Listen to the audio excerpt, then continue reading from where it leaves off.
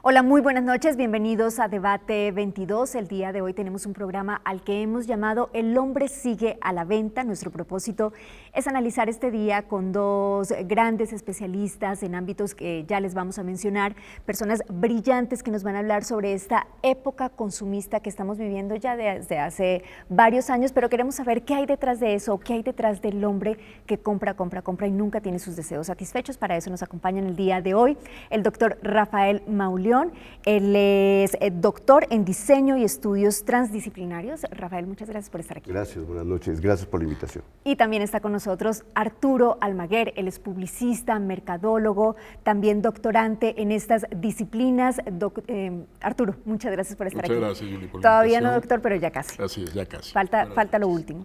Bueno, lo primero sería, decíamos que esta época consumista viene desde hace varios años, probablemente mitad del siglo pasado. Podríamos hablar ya como de esta etapa en donde se nos empiezan a vender un montón de cosas, no solamente productos, sino también estilos de vida, incluso en la política. Pero situémonos en el día de hoy y cuéntenos desde las distintas disciplinas que ustedes abarcan y han estudiado, ¿qué papel juega la seducción hoy en día, doctor Rafael? Bueno, eso es algo también mucho más viejo de las fechas que tú das. Ya Aristóteles sí. Hacía ver cómo en el ámbito de la búsqueda por la verdad era mucho más atractivo lo que aparentaba esa verdad, lo verosímil, ¿no? Lo que podía entenderse como aquello que resultaba de interés y comprensible para los grupos a los que se dirigía esa comunicación. Y de hecho la retórica había surgido en la Magna Grecia, estamos hablando de hace 2500 años, claro, como un recurso y donde consideraba a la seducción como un elemento clave. Pero digamos, estaba en manos también de los sofistas, que fueron quienes lo llevaron también a un ámbito cultural muy importante y muy preponderante, donde era además un valor también, ¿no?, la retórica en ese entonces. Pero si habláramos de la seducción hoy en día, Arturo, ¿qué papel diríamos que juega hoy?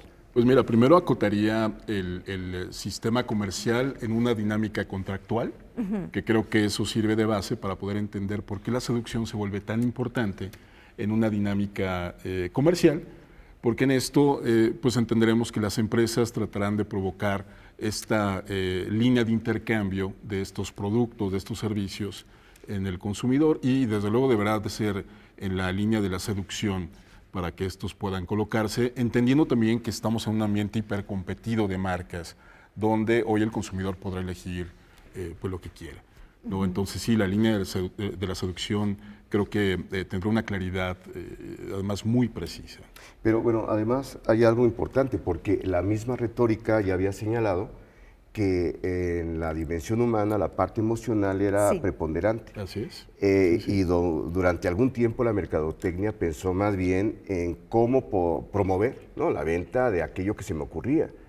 Pero desde hace un tiempo que sí resulta la dimensión emocional el elemento, pues si no clave, por lo menos de mucho interés para poder conseguir el consumo. Entonces la seducción se dirige a las emociones. Claro, ahí acotaría algo importante, porque a principios del siglo pasado es precisamente Edouard Bernays, sobrino de Freud, quien empieza a provocar esta línea de vínculo entre la emoción y lo que ellos llamaban, exacto, ¿no?, y las pulsiones reprimidas. Y entonces ahí tendríamos en un primer momento histórico, principio del siglo pasado, a este momento entonces una historia pues prácticamente de más de 100 años de vínculo de emocionalidades sobre todo. Y digamos, es un tema que ustedes conocen bastante bien y me encanta que estén aquí hoy con nosotros porque lo conocen desde distintas disciplinas. Esto que usted dice, doctor Rafael Mauleón, de la seducción ataca a las emociones, bueno, no ataca, sino se dirige a las emociones. Y las emociones muchas veces están constituidas, o así nos ven quienes nos venden esa seducción, por deseos insatisfechos permanentemente. Nunca caducan. Y por eso se puede volver a vender un nuevo deseo. ¿Por qué? Y desde ese punto de vista, entonces, ¿tendremos que sentirnos o ser conscientes de que algo o alguien nos está manipulando? Sí, eso es indudable, ¿no? Pero más allá de poder establecer en particular quién es, ¿no? Quizás la reflexión debe dirigirse a entender la dimensión del poder, ¿no? La parte hegemónica. Es verdad. Que, digamos, la estrategia es un tanto cuanto perversa, ¿no? Porque hacen sentir a la gente que tiene la libertad como para poder elegir lo que quiere, pero la realidad es que está orientada a elegir entre aquello que finalmente las empresas determinan, ¿no? Entonces, hay una discusión profunda sobre, digamos, una época que Foucault denominó disciplinar, donde las personas tenían que aprender a consumir, digamos, y otra que es la contemporánea, donde nos programan para poder consumir. De tal manera que esa es una cuestión de la cual difícilmente se escapa, ¿no? Lo más que podemos hacer es alejarnos y empezar, bueno, más bien alejarnos y observar, porque digamos, yo mismo soy un consumidor, ¿no? Nadie puede escapar, salvo que seas un homeless, ¿no? Que también es una toma de decisión de vida y que serían, digamos, aquellos que puedan verse de manera periférica en las fronteras de un núcleo que es muy poderoso. Arturo Almaguer, adelante. Sí, yo diría ahí, a lo mejor más que manipulación es un proceso de persuasión. No, ¿por qué? Porque aquí habrá una condición del consumidor en cuanto al libre albedrío, a pesar de que muy probablemente pueda elegir solamente entre lo que tendrá en el repertorio, pero también tendrá esta posibilidad de decir no a estas marcas, ¿no? Entonces, no a lo mejor propiamente una línea manipulatoria donde más bien el sistema, sobre todo pensando, ¿no?, en empresas, en marcas, tratarán de persuadir al consumidor que no en una línea directa de consúmeme y cómprame, ¿no? El otro tendrá también esta posibilidad de decidir no hacerlo, si es el caso. Pero es que eso es lo difícil, porque como justamente va dirigida a las emociones, es donde uno, y hay personas que se podría pensar que tienen muchos más recursos para enfrentarlo y sin embargo, aún así uno cae ante la seducción o de algún producto, o de algún político, o de alguna idea, o de alguna forma de vida. Vamos a ir a una pausa. Cuando volvamos me gustaría que platicáramos de esto desde la perspectiva de distintos intelectuales que lo han estudiado, ya han mencionado algunos, y también qué pasa con los jóvenes de hoy, con los de 20 años, 25. Ya volvemos.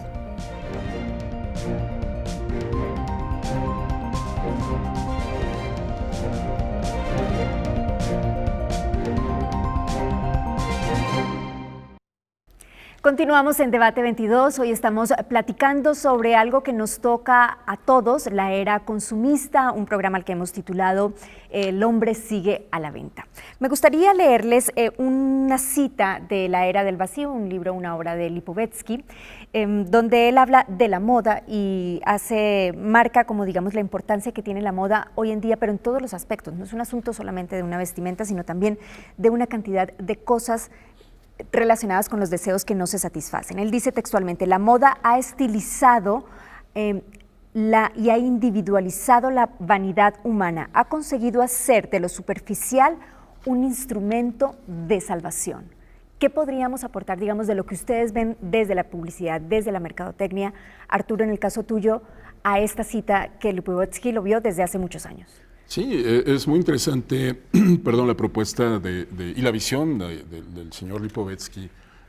Por ahí también tendrá planteamientos, por ejemplo, de esta carencia de conciencia histórica, ¿no? Y ya hace un momento mencionabas a esta generación de jóvenes.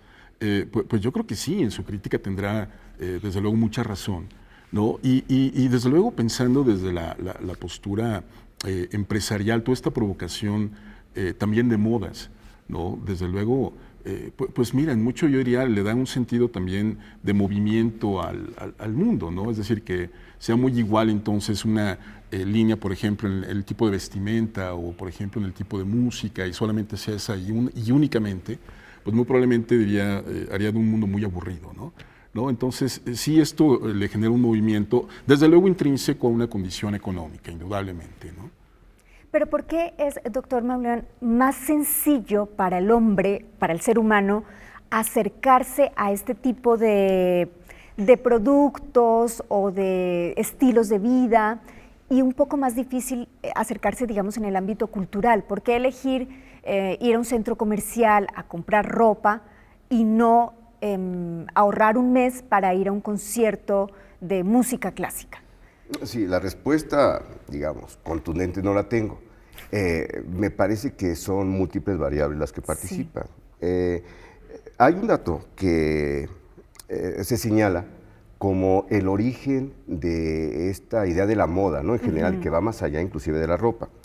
Porque es todo un proyecto que se generó con Luis XIV y que tenía que ver más con un proyecto de la monarquía, ¿no? De ese reino, donde su ministro de Economía, Colbert, propone y tenía una frase, no sé si sea así, pero bueno, la leí en un texto de Ewing, sí, y donde él decía que con las armas ganaremos Europa y con el gusto al mundo. Mira, lo cumplió, ¿no? O sea, hasta la fecha Francia sigue siendo un lugar que se reconoce por sus productos de calidad y que eso lo que permitió fue activar la economía, ¿no? De esa nación. Entonces, si los diseños tienen mucho que ver, y la moda tiene mucho que ver con el poder activar las economías, y se convierte en un modelo el cual se va a repetir y se va a perfeccionar hasta la época en la que nosotros estamos.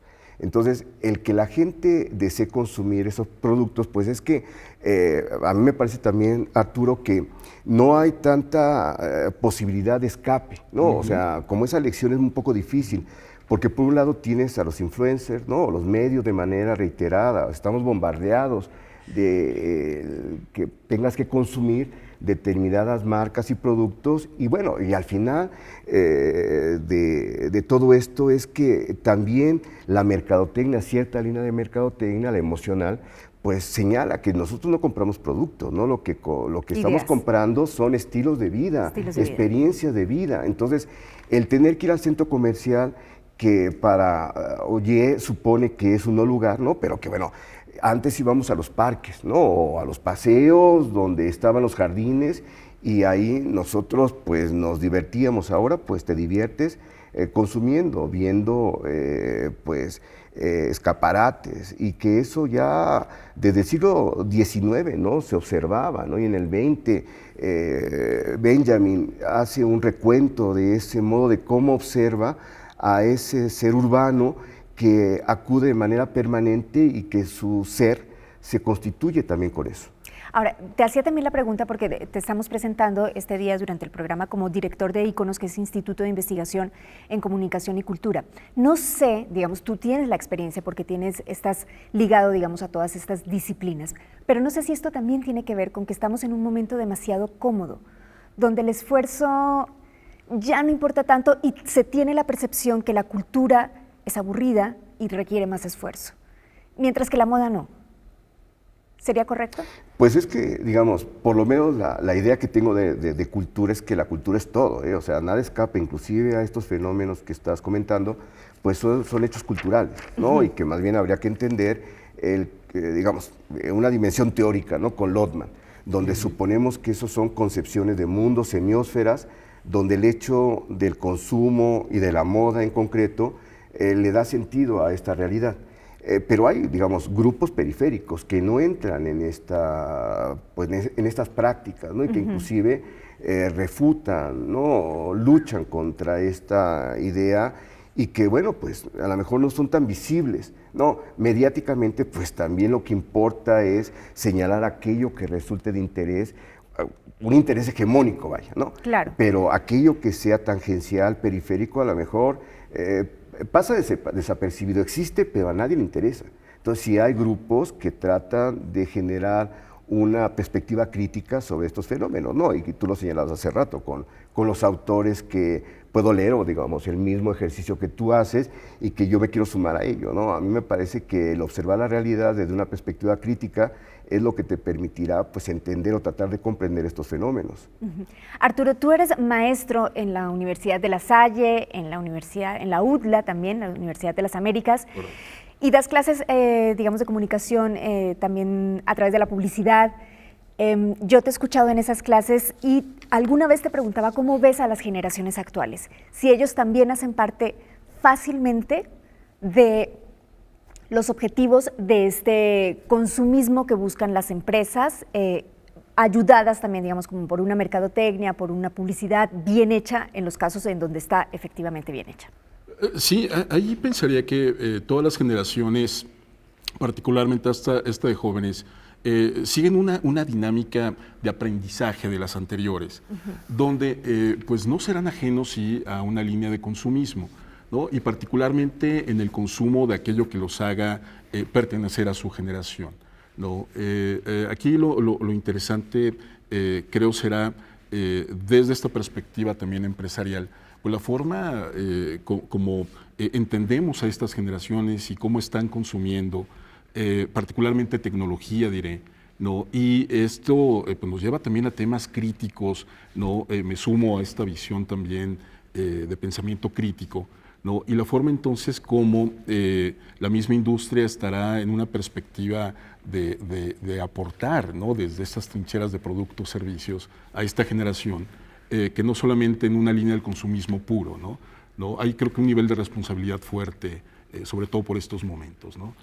Hay algo, ¿no?, que tú ya señalabas en la cita de Lipovetsky sobre esta condición de individualismo, y que Petr Sloterdijk la explica desde mi perspectiva de manera magistral cuando él supone que ya no somos sociedades, sino que nosotros somos conglomerados, ramilletes de burbujas. Él le llama eso la teoría de las espumas, y donde el éxito o la supervivencia de la espuma está en virtud de qué tantas burbujas son independientes, ¿no? Porque pensando en que se pudiera conseguir que se pudieran unir distintas burbujas, pues generaría una sola que la convertiría en terriblemente débil, ¿no? Y muy vulnerable, de tal modo que la sociedad contemporánea tiene su fortaleza, aunque parezca de manera paradójica, en ese individualismo, que en el caso de las redes para los jóvenes se constituye también de forma paradójica a partir de lo que dicen los otros de ellos, ¿no? De tal modo que ellos están en virtud de poder construir su identidad, pero en relación colectiva, pero es a través de las pantallas, lo cual aleja de poder entender pues el contacto que se tiene directo con el humano, y a lo mejor la empatía desaparece, ya no alcanzo a entender el sufrimiento, ya no alcanzo a entender pues todo aquello que engloba inclusive la emotividad del otro, ¿no? Entonces es un otro que está virtualizado, ¿no? O que pasa por la pantalla. Y entonces pues es esa, digamos, condición de desarrollo de esas individualidades que Lipovetsky las califica de narcisas, ¿no? Bueno, vamos a ir a una pausa, pero cuando volvamos me gustaría que continuáramos platicando sobre estos jóvenes, porque justamente lo que ustedes están diciendo, creo que las redes sociales y la nueva tecnología, que avanza además tan rápido, lo que está haciendo es generar estilos de vida e ideales, utopías o ideologías cada vez más inalcanzables, pero que se ponen ahí a disposición ya no por una empresa, sino por el propio individuo. Vamos a platicar de eso cuando volvamos.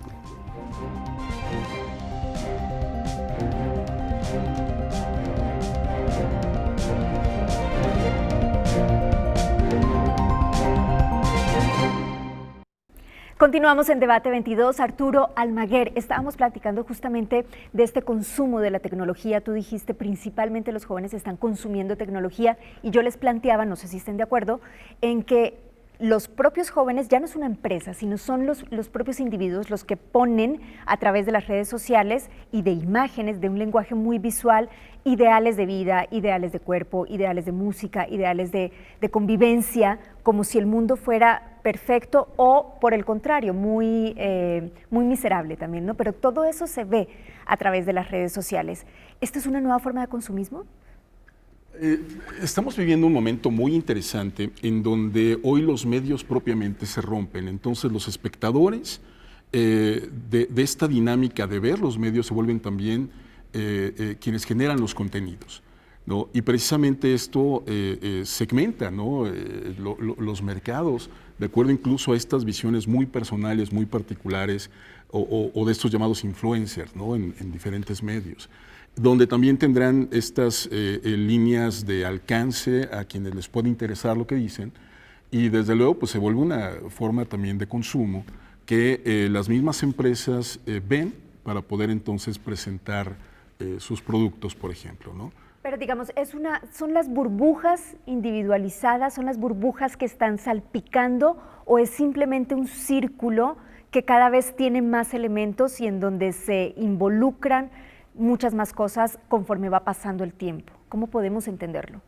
Pues es una condición obligada de revisión compleja, porque quizás en otra época las fórmulas pues ayudaban a explicar inclusive de manera binaria las realidades que eran de interés. En este momento, pues sobre todo en la red, bueno, como digamos en la vida en general, se dan múltiples prácticas y estilos de vida. Sí. Y en el caso de Internet de concreto, yo no sé si finalmente todo se pueda reducir a que si los jóvenes producen, ¿no? O habría que definir qué entendemos por producir, por ejemplo, contenido, porque gran parte del contenido que existe se repite. Es decir, yo lo saco de alguna parte y lo replico, Verdad, así claro, hasta la infinidad, ¿no? Entonces, el tema es que habrá, por supuesto, jóvenes que tengan un espíritu creador, provocador, ¿no? Y que inclusive traten de redefinir estas prácticas que se dan en Internet, pero un grueso importante de jóvenes no sucede eso, ¿no? Porque, perdón, hay investigaciones que hemos realizado en el instituto donde se identifica inmediatamente que hay patrones que se repiten, o sea, sí hay una, digamos, línea de los influencers, ¿no? Por ejemplo, en las selfies, y que ellas, esas personas son las que van definiendo la manera de cómo te toman las fotos, claro, o qué hay que retratar, o cómo te retratar. tienes que ver. En efecto, ¿no? ¿No? Entonces, sí hay una, es muy poderoso, ¿no? El medio, y que eso, pues ante espíritus vulnerables, pues por supuesto que seducen, ¿no? Claro. Ahora, ¿es justamente por estos patrones, Arturo, que es fácil manipular al consumidor, o por qué tenemos la idea que es tan fácil manipular al consumidor? Tú eres publicista, has estudiado mercadotecnia, has hecho estudios en doctorado sobre este aspecto. Sí, y mira, nuevamente, ¿no? Este tema de la manipulación que es muy agresiva en realidad, ¿no? Mucho del esfuerzo que se hace dentro de la mercadotecnia va en función, por ejemplo, de entender mejor a los mercados, y hacemos mucha investigación. Sin embargo, esto no será indicativo de que al final sí logremos este cometido de provocar la venta, ¿no? ¿No? Lo que hacemos en el mejor de los esfuerzos es persuadir al mercado, ¿no? Y a pesar de tanta información que se pueda tener de estos grupos, de todos modos estará esta calidad de decisión del consumidor, ¿no? Lo que creo que es muy importante es que tengamos, y está pasando con estos jóvenes sobre todo, un nivel de conciencia más elevado de aquella oferta que hace la marca, donde además tendrán la posibilidad de poder, a partir también de las redes, hacer comparativos de si el producto es cierto, quien ya lo ocupó, a quien le fue muy mal y entonces expone su punto de vista, ¿no? Lo cual hace que cada vez sea más complicado poder lograr este cometido directo, ¿no? De manipular de forma lineal, ¿no? Arturo, tú ves en el área de publicidad o en el área en donde trabajas que se asume una responsabilidad ética frente a la realidad que estamos viviendo. No quiere decir que esta realidad sea más complicada, no.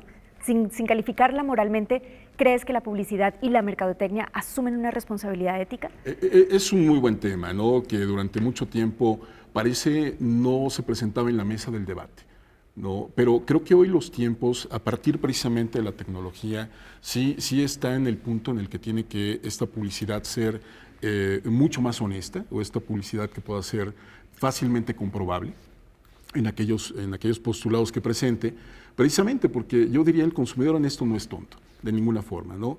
Y a pesar de que estemos en un esfuerzo de tratar de convencerlo y pueda comparar, pues muy probablemente donde compra el producto y vea que no le funciona o no se cumple esta promesa, lo dejará de comprar. Peor todavía, lo podrá difundir, ¿no? Su mala experiencia, y podrá entonces, en el peor de los casos, a lo mejor hasta boicotear a la marca, ¿no? Entonces creo que este tema sí de la honestidad, de la ética, de la moral, ¿no? Particularmente, sí está sobre la mesa de las empresas.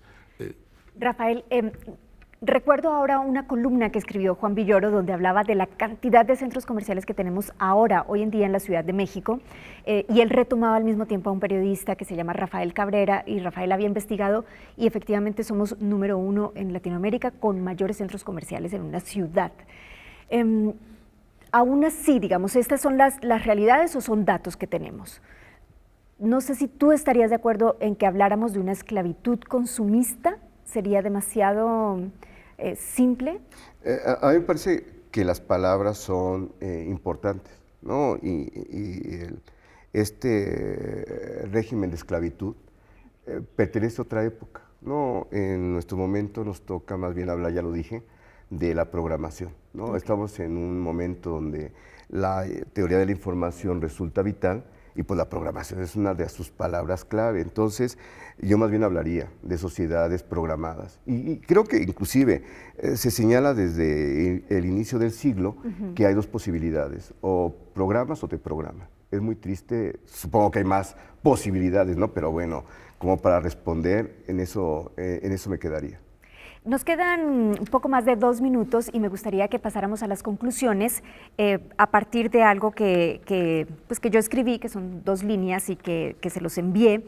Y dice así: si imaginamos que la empatía deja de ser un bien escaso con utilidad en las tragedias, es decir, no solamente actuar como con empatía en un temblor, en un terremoto o en tragedias, sino que esto se convierte en un valor todos los días, entonces ya no habría necesidad de desear todo ni de comprar todo el tiempo. Arturo, me gustaría que tu conclusión fuera a partir también de lo que leí.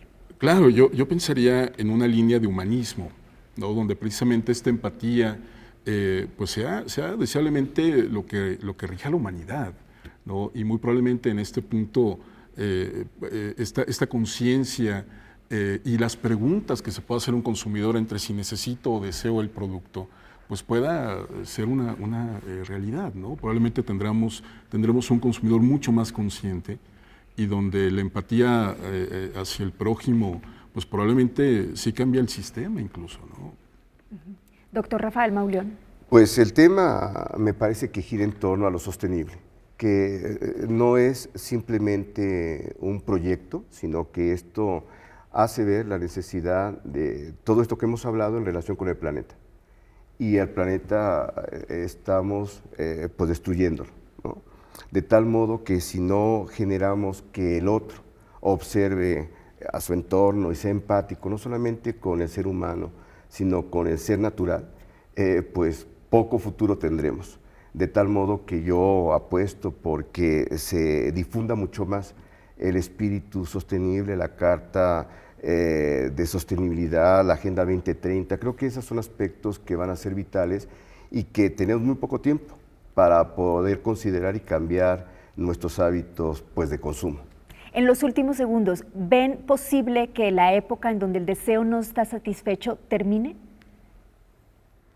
Esa es una muy buena pregunta, ¿no? Porque parece que estamos programados como seres humanos para siempre desear más, ¿no? Entonces, pues yo vería que esto muy probablemente continúe.